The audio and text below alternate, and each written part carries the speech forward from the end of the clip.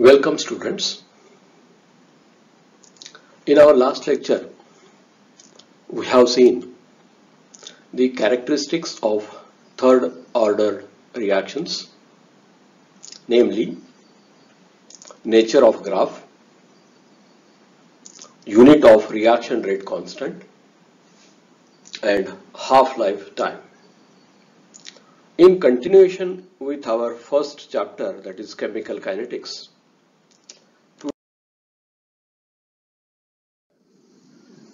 the methods to determine order of reaction. We know what is meant by order. Order is an experimental quantity which is represented by a small letter n, and it is defined as the summation of powers of a concentration terms from rate law equation. So how the order of different chemical reactions can be determined? There are many methods, but out of them we are considering 5 methods here. First one, isolation method. Second, integration method. Third, rate method. Fourth, graphical method. And 5, half-life method. We consider in details about each of it. First one is isolation method. It can also be known as Oswald's method or dilution method. What will be considered here in this method? The change in concentration of one of the reactant is measured, while that of the other reactants is kept constant. In this way, the order with respect to each reactant is measured, and finally, overall order of the reaction will be evaluated. So suppose the two reactants are there in the chemical reaction. Suppose reactant A and reactant B. We consider the concentration of reactant A is very higher, so that during the progress of reaction, its concentration will not be affected measurably, and on the contrary, the concentration of B we kept as a measurable. So when the reaction progress is observed, the concentration of B will change, and the change in concentration of the reactant B is measured, and that of concentration of reactant A is remaining constant. The same experiment is repeated, in which now the concentration of A is kept measurable, or that of B is kept large, and the concentration change of that of A is recorded, while that of B is kept constant. So order with respect to B is determined first from the first set, and from second set the order with respect to reactant A is measured, and hence the overall order N will be given by N1 plus N2, where N1 is order with respect to reactant A and N2 is order with respect to reactant. In the second method, we call it is integration method. In this integration method, we summarize here the different reaction rate constants values. Now try to remember that this one is the reaction rate constant for zero order reaction.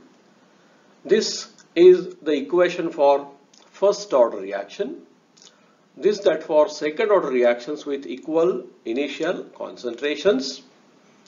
This is also that for second order reaction but with unequal initial concentrations, provided A should be greater than B. And this one is the reaction rate constant value for third order reactions with equal initial concentrations that we have seen.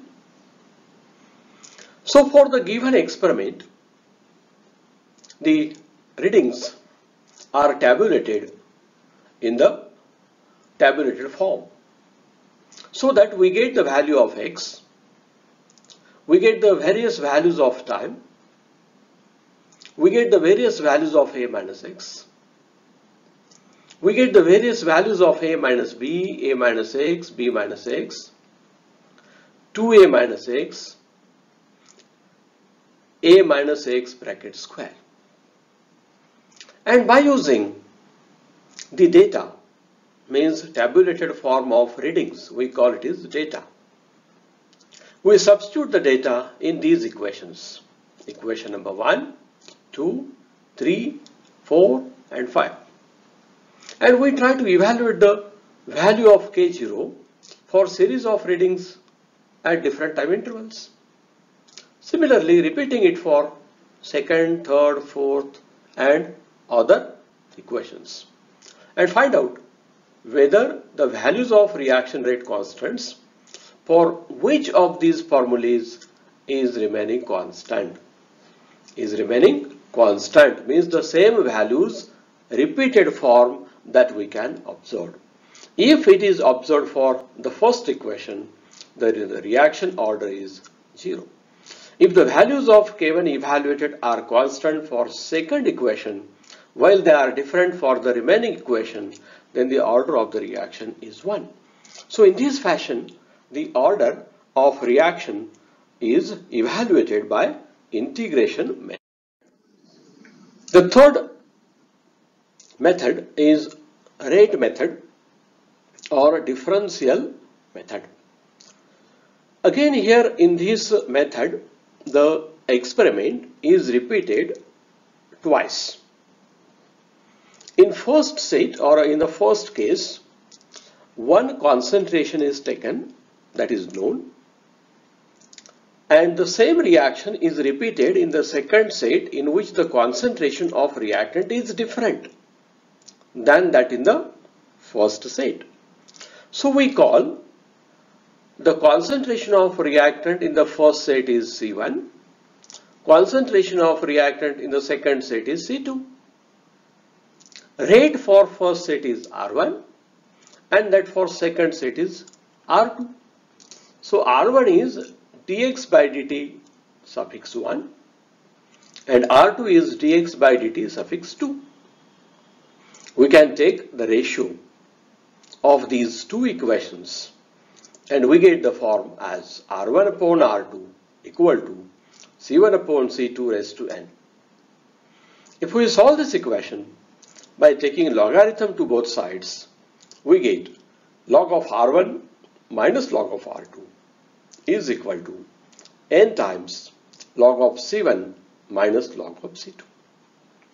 And rearranging this equation in the form as n, that is order of reaction, is equal to ratio of log of R1 minus log of R2 to log of C1 minus log of C2, where R1, R2, these are the rates for the two different sets, C1 and C2, these are the concentrations of the reactant at the two different sets. So in this fashion, by using differential rate equations, the rate and hence order of the reaction can be determined. Another method is known as graphical method. Well, it is very familiar method whenever we carry out any experiment of a chemical kinetics. We have a plot of a concentration versus time, of a concentration versus time. So if the reaction is of first order, then log of A upon A minus X versus time plot is plotted. If the reaction is of suppose second order, then x upon a minus x versus time is plotted. If the reaction is of third order, then x to a minus x upon a minus x bracket square versus time plot is plotted. And from the nature of straight line plots, the given data, if suppose fits for this first plot, it means all the points lie on the straight line or nearby the straight line, then the order of the reaction is 1. If all the points lie on the second plot on the straight line, or that in case of third plot on the straight line, then according to that the order of the reaction can be decided or judged. So what we call it is the graphical method. So in the integration method, what we have considered the integrated form of the equations of reaction rate constants, and the different data is obtained, and that data here is used to plot the graphs. If the graph for this is straight line and the same data if you fit for this and this, they are not a straight line, then it is found that the order of the reaction is 1. In this way the order can be determined. And now consider the last method, which is also very common, and it is known as half-life method or fractional change method. So these are the different equations which are summarized for half-life period. For second order reaction, T1/2 is equal to 1 upon K2A. For third order reaction, it is equal to 3 upon 2 K3A square. And for first order reaction, it is T1/2 is equal to, what is that equation? How you remember? That it is found that T1/2 for first order reaction is independent on the initial concentration. It means here the general trend for nth order reaction can be represented. So half-life period for nth order reaction will be given by T1/2 is directly proportional to 1 upon a raised to n minus 1, where n is the order of reaction. Now here again we have to carry out the experiment in the two fashions, in the two sets. In one case the concentration of the reactant is A1, and in another case the concentration of the same reaction, for the same reaction the concentration of the reactant is A2. And by dividing one with other or by solving these equations, we get this form. If you try to solve this equation, you get this form, and taking the ratio, rearranging the equation again, n is equal to 1 plus log of half-life period for first set minus log of half-life period for second set divided by log of A2 minus log of A1. So here T1/2 of 1, T1/2 of 2, here A2 first, here T1/2 first, here A2, here T1/2 of 2, here A1. So see, in this fashion the equation, if the values of A1 and A2 and that for T1/2 for first set and that for second set are known, the value of order of reaction can be estimated. So these are the different methods to determine order of reaction. So one can summarize today's lecture that we have seen the 5 different methods to determine order of reaction, namely half-life method, differential method, integration method, then isolation method, and finally the simple method that we have considered, and that is your integration method. So in this fashion, all these 5 methods that we have seen, you please try to See all these methods in the different reference books, and then you will find all these methods are very found to be useful to find out or to determine order of different chemical reactions. Next time we consider the factor temperature, that how the reaction rate varies with change in temperature by using the Arrhenius equation. So today we stop here. Thank you.